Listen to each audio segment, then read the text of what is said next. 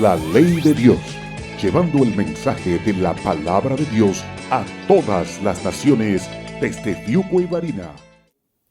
Vamos a leer la palabra del Señor y después orar, y se encuentra la palabra del Señor en Lucas capítulo 8,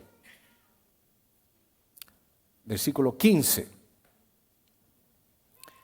Estamos hablando lo último ya del corazón de buena tierra. Se encuentra en Lucas capítulo 8, versículo 15, el versículo que vamos a leer, y en este momento se encuentra en sus pantallas.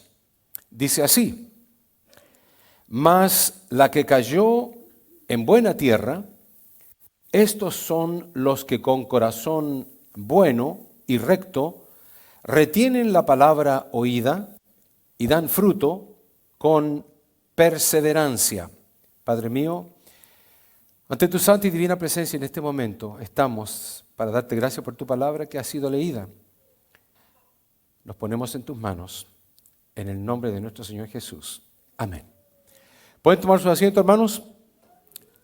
Se ha avanzado el tiempo de una forma increíble, más de lo normal. A esta hora ya estoy terminando, pero ahora estoy recién comenzando la predicación, por lo obvio que ha ocurrido de los avisos. Pero manténganse conectados con sus mentes y su facultad cognitiva para poder entender lo que el Señor nos dice, pero más que nada con su corazón. Para entender lo que el Señor nos dice. Hemos estado hablando de Lucas capítulo 8, versículo 15 por algún tiempo. Hoy volvemos a tomar las divisiones que hemos mencionado en cada domingo. En el día de hoy tenemos que hablar acerca del corazón que da fruto. Cuando tomamos este versículo en el libro de Mateo, el libro de Mateo lo dice de la siguiente manera: mas el que fue sembrado en buena tierra, este es el que oye y entiende la palabra. Ahora, voy a volver a enfatizar en lo que siempre he enfatizado. La persona que entiende la palabra de Dios siempre la va a entender, porque está predeterminado que entienda. El que no entiende la palabra de Dios, aunque se le explique y se le explique y se le explique, nunca va a terminar entendiéndola y va a terminar en el mundo o va a terminar apartado. Y algunos van a escuchar esas terribles palabras: apartados de mí, hacedores de maldad, nunca os conocí. Nunca tuviste una relación personal conmigo. Enseñándole a las parejas, yo hago la diferencia entre relación y obligación. La persona que vive un matrimonio obligado quiere estar soltero. Ya no resiste el matrimonio, pero está casado. Vive una obligación. Tengo que comprarle a mi esposa un anillo porque vamos a cumplir aniversario, pero no quiero porque el dinero lo prefiero gastarlo en otras cosas. El que vive una relación está loco por servirle a la esposa. Está desesperado, tiene una pasión por su matrimonio, por sus hijos. Por eso que se le llama la pasión de Cristo. Porque Él tenía una desesperanza de morir por la humanidad. Un deseo ardiente, desesperado, apasionado. Por eso se llama la pasión de Cristo. Porque la motivación de Cristo era el pan mío, dijo Cristo, es hacer la voluntad de mi Padre. Entonces la diferencia entre relación y obligación es mucha. Los dos pueden vivir lo mismo, pero uno lo hace obligado y el otro lo hace porque está apasionado. El que quiere aprender de la palabra de Dios, quiere aprender de la palabra de Dios todo el tiempo. Está desesperado por ir a la iglesia.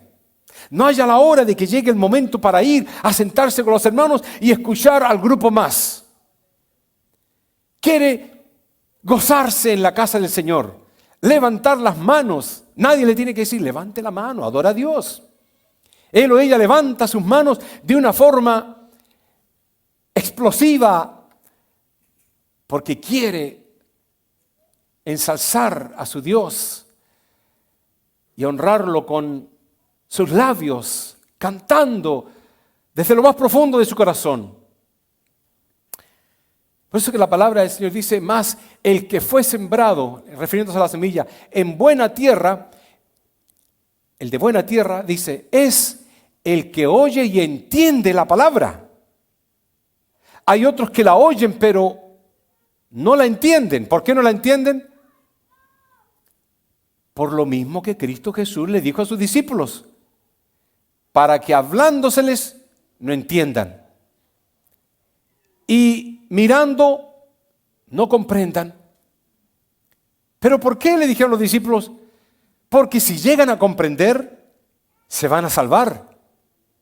No es que Cristo Jesús no quiera que se salven, es que Él sabe que el que no entiende, el que no comprende, nunca va a recibir la savia de la palabra de Dios, que le da la facultad de poder dar fruto. Así que la palabra del Señor dice, el que cae en buena tierra, ese es el que oye y entiende la palabra. Y no solamente la oye y la entiende, sino que da fruto. Pero espérate un momento, dice Cristo. Da fruto a 100, 100. Otros dan a 60, otros dan a 30, pero dan. Por cada granito se multiplica. Ahora, hermanos, después de hablar del fruto y del fruto y del fruto, la simple pregunta surge, ¿a qué tipo de fruto se refiere? Porque la Biblia habla de frutos. Cristo Jesús del fruto habla de la buena tierra que da 100, 60, 30, se multiplica. Pero jamás Cristo Jesús dijo cuál era el fruto. No lo dijo. Nunca. Búsquelo usted y no lo va a encontrar. La pregunta que viene a la mente es ¿por qué? ¿Por qué no explicó de cuál era el fruto? Todos los exégetas y los teólogos de la palabra de Dios dan una respuesta. Y dicen, porque era obvio para los contemporáneos de ese tiempo. Cuando Cristo Jesús hablaba de fruto, ellos sabían exactamente a qué se refería. No tenía que explicar la metáfora, la comparación, la símile. No tenía que dar ejemplos. Sabían perfectamente que cuando se hablaba de fruto se refería a algo que ellos lograban entender en su tiempo contemporáneo. Para nosotros, ha pasado unos cuantos años y fruto pudiera ser el fruto de un árbol, como pudiera también ser fruto de otras cosas. Pero en particular, cuando Cristo habló de buena tierra, habló de cierta cantidad y cierto estilo y tipo de frutos. La pregunta también surge es, ¿cómo se produce tal fruto? ¿Quién debe llevar este fruto? Y como yo les había dicho, ¿cuál es el fruto que estamos hablando? Cuando vamos a la palabra del Señor encontramos varios tipos de fruto. En Deuteronomio capítulo 28, por ejemplo, dice, y te hará Jehová sobreabundar en bienes. Y entre los bienes que Dios le dice que esa familia va a sobreabundar, se encuentra el fruto de tu vientre, los hijos. Continúa la palabra de Dios diciendo que también va a haber abundancia en ese hogar, en el fruto de tu bestia. Por supuesto, muchos de nosotros no tenemos bestia, aparte del lorito que tenemos ahí, o el gato o el perro. Otros tienen vacas y caballos. Pero en ese tiempo todos tenían ovejas, cabritos. Había abundancia de caballo, de camello, de vacas, de cabritas y todo lo demás. Dios les dice, va a sobreabundar tu hogar. Pero Malaquías lo dice, probadme en esto. Abriré las ventanas de los cielos, derramaré hasta que sobreabunde, dice bendiciones en tu hogar. Espantaré al devorador de tus finanzas, lo espantaré, sale de ahí, no te metas con las finanzas de mi hijo o de mi hija. Usted dirá, sí, pero yo siempre ando medio apretado. No importa, pero no le falta nada. Nada le falta. Todo lo tiene. Y el Señor a su tiempo da para que logre pagar incluso hasta las deudas. Ahora, no se lo da todo para que pague las deudas de un solo viaje. ¿Sabe por qué? Porque Él quiere que su corazón esté necesitándolo a Él. Pero el Señor multiplica y Él se provee. Note que la oración que Cristo nos enseñó es id al dueño de la mies para que Él se provea de obreros. Él mismo se provee lo que Él necesita, porque Él no necesita nada. Estas son demostraciones de que Él está vivo, que Él responde, de que no he visto justo desamparado ni su sirviente que mendigue pan, y de que las promesas de Dios están vigentes, se cumplen, y hay sobreabundancia para el que tiene un corazón dadivoso. Pero alguien dijo, mientras hablaba en el día de hoy, si usted tiene temor, si usted tiene miedo, si usted no quiere, olvídese, no dé ni un centavo. Dios no necesita de nuestro dinero. Pero el que pone, dice, con abundancia, con deseo de entregar, Dios le provee más para que dé más. Es sorprendente cómo trabaja Dios. Pruébelo. Malaquías dice en 2 partes: pruébame en esto, te desafío. Y si uno lo prueba, entonces va a comprobar. Hermanos amados, la palabra del Señor nos habla acerca del fruto de la tierra también, de que nuestras cosechas van a crecer, van a ser abundantes. La palabra de Dios nos habla del fruto, nos habla acerca del fruto del camino, el fruto de tu boca, el fruto de la soberbia, el fruto de los pensamientos, el fruto de nuestras obras, el fruto del entendimiento. La palabra de Dios nos habla de frutos. El punto es, ¿de qué fruto habla cuando Cristo Jesús dice que la semilla se tiró y dio mucho fruto? Quiero que pienses en esto. El fruto que tú produces, todavía no te he dicho cuál es el fruto. El fruto que tú produces es el producto de la semilla que está sembrada en tu corazón. Así que si hay semilla de Dios, van a producir frutos que la palabra de Dios nos dice que son de Dios. Pero si en nuestro corazón hay fruto del mundo, frutos del diablo, así como aquellos labradores que fueron donde el maestro y le dijeron, sembramos todo el trigo, pero alguien vino por la noche y sembró otro tipo de semilla, una semilla mala. Mi pregunta es, ¿qué tipo de semilla entonces llevas sembrada en tu corazón? ¿Qué tipo de fruto entonces estás produciendo? Y ahora vamos a ver a qué se refiere Jesús, porque hay varios tipos de fruto. ¿Qué frutos estás dando tú como persona? La palabra del Señor lo dice de esta manera. Dice en Romanos 7:5, porque mientras estábamos en la carne, las pasiones pecaminosas que eran por la ley obraban en nuestros miembros, llevando fruto para muerte. La palabra del Señor nos está diciendo que mientras el hombre está viviendo en la carne, va a producir frutos de la carne. ¿Y cuáles son aquellos frutos? Pasiones. Se vuelve loco por ciertas cosas, se desespera. Voy a estar hablando acerca de la pornografía el 23 de septiembre. Voy a estar hablando acerca de frutos apasionados de la carne. ¿Cómo poder controlarlos?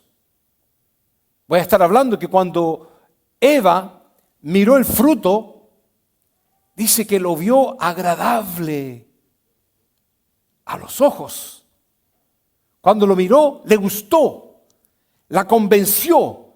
hasta el punto de ir a arrancarlo, ya no se pudo detener. Mordió el fruto y conllevó todo eso a la muerte. Mientras estábamos en la carne, las pasiones pecaminosas que eran por la ley obraban en nuestros miembros, llevando fruto, sí, todos los días, fruto. Un garabato un día, otro garabato otro. Palabras malas aquí, palabras malas allá. ¿Qué tomo esto? Que no importa que robo porque es quitarle un pelo a un buey, dice alguien. ¿Cuáles son aquellos frutos que la palabra de Dios nos llama a reconocer, lo cuales son los frutos de la carne? Adulterio, fornicación, inmundicia, lascivia, idolatría, hechicería, enemistades, pleitos, celos, iras, contiendas, disensiones, herejías, envidias, homicidios, borracheras, orgías, y dice la palabra al final, cosas semejantes. Yo siempre pregunto, identifíquese, identifiquémonos. ¿A cuál de todas ellas? Usted dirá, a lo mejor la primera. No, la primera yo no. No lo sé, solamente Dios lo sabe. A lo mejor puede ser celos, a lo mejor puede ser ira. Pero esos son los frutos apasionados de la carne. Y la palabra del Señor dice, todo árbol, dice, que no da buen fruto, se corta y se echa en el fuego. ¿Cuáles eran los frutos del árbol que en este caso se debería de cortar? Aquellos. Todo lo que se mencionó ahí. Si hay frutos en tu vida que son como esos, te quiero decir que la palabra de Dios dice que el hacha está puesta a la raíz de ti. Porque dice que todo árbol que no da buen fruto se va a cortar y se va a echar al fuego. Es cosa de tiempo nada más. Porque cada árbol, dice la palabra del Señor, se conoce por, ¿qué cosa? Su fruto. Pues no se cosechan higos de los espinos, ni de las zarzas se vendimian uvas. En otras palabras, las zarzas no van a dar uvas. La parra da uvas. Pero las zarzas producen espinas. Y el higal va a dar brevas e higos porque ha dado frutos en el año. Así que si es un higal, no va a producir espinas, va a producir higos. Si es manzano, va a dar manzanas. Si es espino, va a dar espinas. Y la palabra del Señor dice de que el buen árbol va a dar por naturaleza buenos frutos. Y el mal árbol va a dar por naturaleza malos frutos. El problema es cuál es el buen árbol y cuál es el mal árbol. Cristo no lo dice, pero lo dice por sus frutos los vas a conocer. Si tú ves que hay ira, si tú ves que hay celos, si tú ves que hay contienda, si hay borracheras, homicidios y todo lo que hemos leído, entonces ya tú sabes que es un mal árbol. Va a ser cortado. Es cosa de tiempo nada más. Pero si es un buen árbol, va a dar otro tipo de frutos. Y la palabra del Señor nos habla cuáles son los tipos de frutos que da. Es el amor, el gozo, la paz, la paciencia, la benignidad, la bondad, la fe, la mansedumbre y la templanza. Eso lo voy a ver en los hermanos. Los hermanos me van a mirar a mí y van a ver en el pastor Leo, ojalá, fe, mansedumbre, bondad, templanza, amor, gozo, paz y todos los frutos los van a ver. Y van a ver de que continuamente hay frutos de esa categoría porque supuestamente y por la misericordia de Dios debiéramos ser terrenos de buena tierra. Somos un buen árbol. No van a haber orgías, no van a haber borracheras, no van a haber peleas ni nada por el estilo. Entonces, hermanos, ¿Cuál es la situación aquí? La situación se entiende en este versículo. No puede el árbol bueno dar malos frutos, ni el árbol malo dar buenos frutos. Ni aunque quiera el árbol malo dar buenos frutos, no va a poder. Es malo. Es un árbol que nació desde un comienzo. Cuando sembraron la semilla fue malo. Y creció malo porque era malo. Porque la semilla era mala. Maestros sembraron otro tipo de semilla. El maestro nos dijo, no, la semilla que sembraron se va a transformar en una semilla buena. No, nunca dijo, jamás se explica eso en la Biblia. Ocurre algo de que cuando el corazón del hombre entrega su corazón a Dios, Dios lo cambia. Eso sí, pero de que solito la piedra se va a convertir poquito a poco en un corazón de carne, no existe. La espiga poquito a poco se va a convertir en un sembrado de trigo, tampoco. Ni el lobo malo en la ovejita. Eso no existe en ninguna parte de las Escrituras. El árbol malo va a producir malos frutos y va a ser cortado. Lo estableció de esa forma la Escritura. Así es que esos son los frutos que debiéramos reconocer en cada uno de nosotros. Está bien, el hermano tal allá es peleador todo el tiempo, está en progreso de santidad. La hermana esa no se le puede hablar porque anda todo el tiempo con una cara que no importa, la hermana está en el proceso de santidad. Y la palabra del Señor dice que el justo es como ¿quién? Como la aurora, que va, dice, levantándose, perfeccionándose, hasta que el día es perfecto. Para que llegue a la estatura ¿de quién? ¿Del pastor? No, señores, Dios nos libre. A la estatura de un varón perfecto se refiere a Cristo Jesús. Ese es nuestro cometido. ¿Cuál es el fruto? Todavía no me lo ha dicho. ¿Cuál es el fruto que tiene que crecer en cada terreno fértil de buena tierra? Bueno, la palabra lo dice así: haced pues frutos dignos de arrepentimiento. Esto significa que Dios busca un arrepentimiento genuino. Le llama el fruto del arrepentimiento. La palabra de Dios dice que se arrepientan y se conviertan a Dios, haciendo obras dignas de arrepentimiento. Eso es lo que busca Dios, el arrepentimiento. Hacer frutos de arrepentimiento. ¿Cuál es el arrepentimiento? Cuando el corazón es compungido y la persona va al frente aquí a pedir oración. Yo quiero pasar al frente, quiero pedirle a Dios que me ayude. Está haciendo una decisión contraria a su carne y está arrepintiéndose de sus pecados. Aquella persona que viene por primera vez a la iglesia y dice, siento que he estado en falta toda mi vida y quisiera que este peso de pecado, que Dios me lo quite. Ese es un fruto de arrepentimiento. También dice la palabra del Señor, dice, no retarda su promesa, según algunos la tienen por tardanza, sino que es paciente para con vosotros, no queriendo que ninguno perezca, sino que todos procedan. Y el concepto de arrepentimiento se repite y se vuelve a repetir y se vuelve a repetir porque Dios desea que ese sea el fruto principal de cada persona, el arrepentirse de sus maldades. Hermanos, hay pecados que ni siquiera los vemos como pecados. Nos acostumbramos, justificamos nuestras propias malas acciones. Cuando nos arrodillamos, si es que nos arrodillamos a orar, no sentimos ese peso de conciencia para decirle, Señor, mira, pensé esto.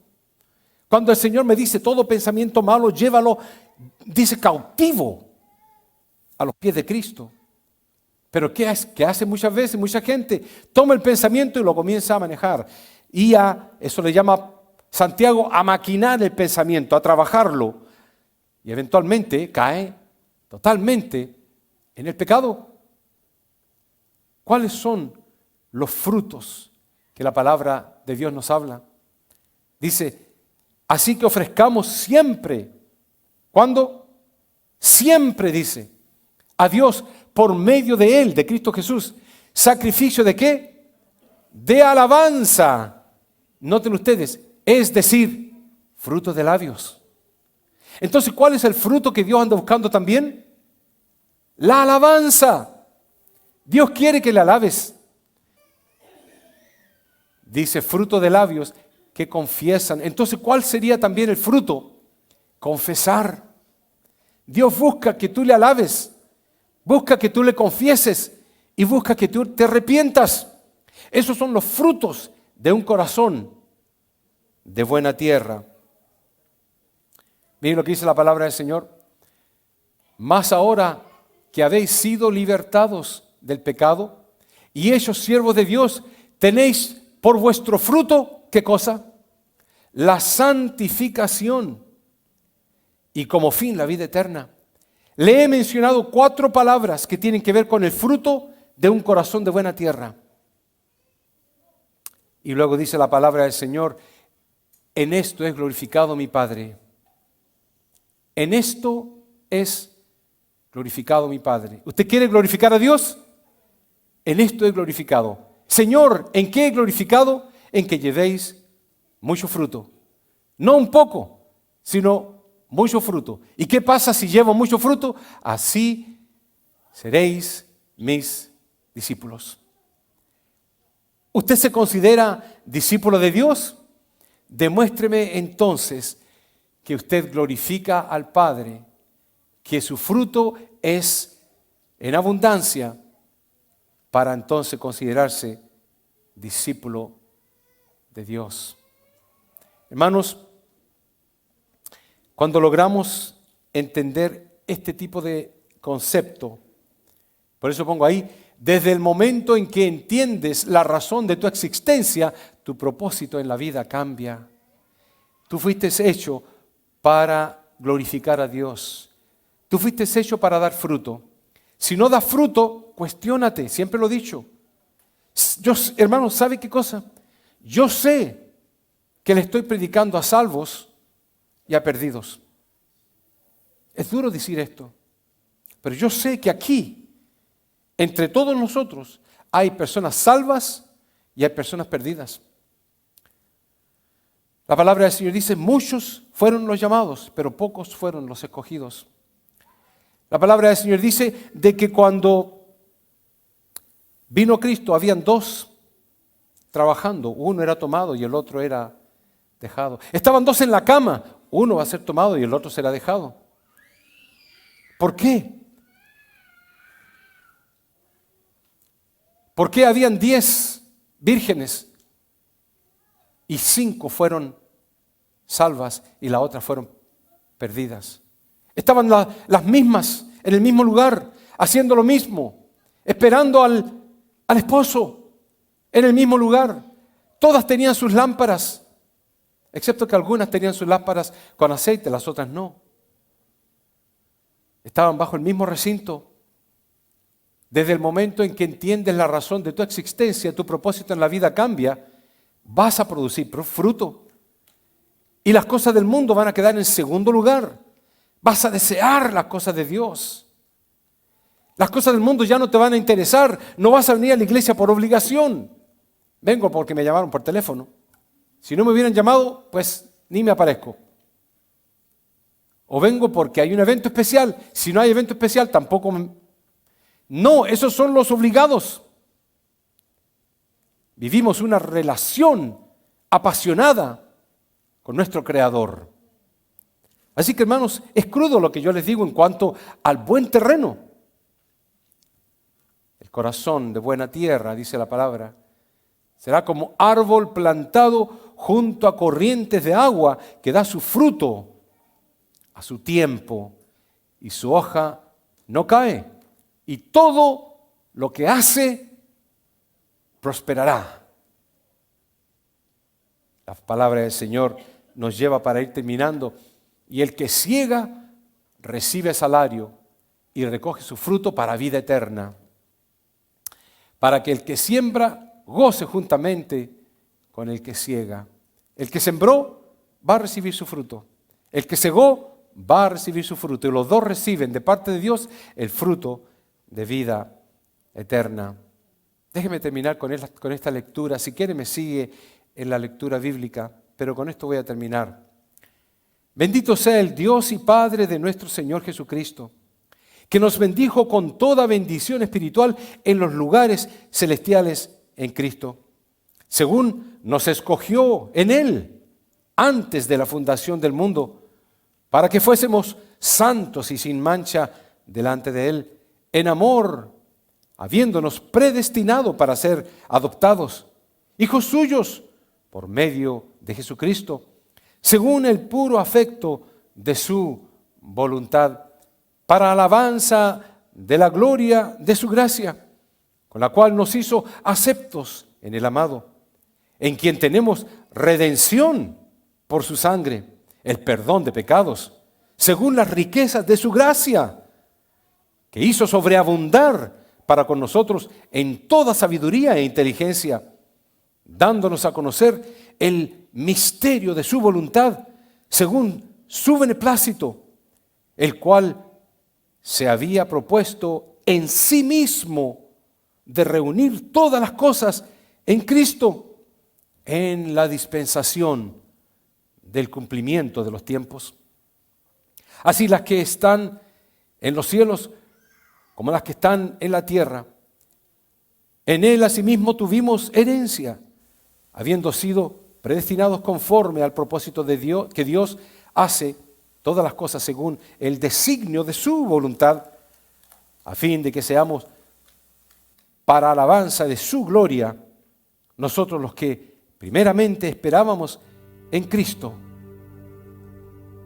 ¿Qué nos quiso decir todo ese pasaje bíblico? Nos quiso decir, hermanos, que somos creados para gloria de Dios. Se acabó. No para nuestra propia diversión. Somos creados para la gloria de Dios. Somos formados para gloria de Dios, repitiendo lo que acabamos de leer, que se repite varias veces. Somos bendecidos con toda bendición espiritual, no solamente terrenal. Somos escogidos antes de la fundación del mundo, antes que hubiéramos podido estar en el vientre de nuestras madres. Dios nos eligió. Somos predestinados, dice la Biblia, no lo digo yo, y utiliza esa palabra, la querramos aceptar o no. Somos predestinados para ser adoptados. Los que iban a ser cristianos van a ser cristianos. Los que fueron predestinados por Dios entienden la palabra de Dios. Tienen el deseo de ser apasionados por las Escrituras, por venir a la iglesia, por compartir, por ser fieles. Los otros no, están obligados. Dice la palabra del Señor, somos alabanza para gloria de Dios. Así que no se pregunte por qué usted tiene esa euforia de alabar a Dios. No se pregunte por qué quiere levantar las manos y decir gloria a Dios, aleluya. No se pregunte por qué muchas veces quiere salir ahí corriendo si es necesario. Que se controle está bien, porque todo debe hacerse decentemente y en orden. Pero la palabra de Dios dice que correrán, dice, ríos de agua viva por su vientre. Y cuando los discípulos preguntaron qué era eso, Cristo les dijo, el poder del Espíritu Santo es ríos de agua viva. Somos herederos según su pronombre, su, refiriéndose a Dios, sola, perfecta, divina y propia y única potestad, voluntad de Él. Él nos hace herederos no porque seamos buenos, ni porque gritemos más, ni porque demos más. Él nos hace herederos porque Él nos amó aún estando nosotros muertos en delitos y pecados, Él nos dio vida juntamente con Cristo, y por eso juntamente con Él no solamente fuimos crucificados, sino que, dice la Biblia, resucitados con Cristo, para gloria del Padre. Me muero yo, se muere usted, en la presencia de Dios aparecemos. No hay duda en eso, a no ser de que sea uno de los que están obligados. Y por último, somos todo esto únicamente en Cristo Jesús. Por eso termino con aquella pregunta de: ¿conoces tu propósito aquí en la tierra? Porque el propósito que pensabas seguramente está equivocado. Y el propósito real es adorar a Dios las 24/7. Por eso la palabra del Señor exagera diciendo: todo lo que respira, alabe a Dios. Y si usted tiene vida y su corazón palpita y usted está respirando en este momento, alabe a su Creador, alábelo de todo corazón, y va a escuchar las palabras: ven, buen siervo fiel, en lo poco fuiste fiel, en lo mucho te pondré.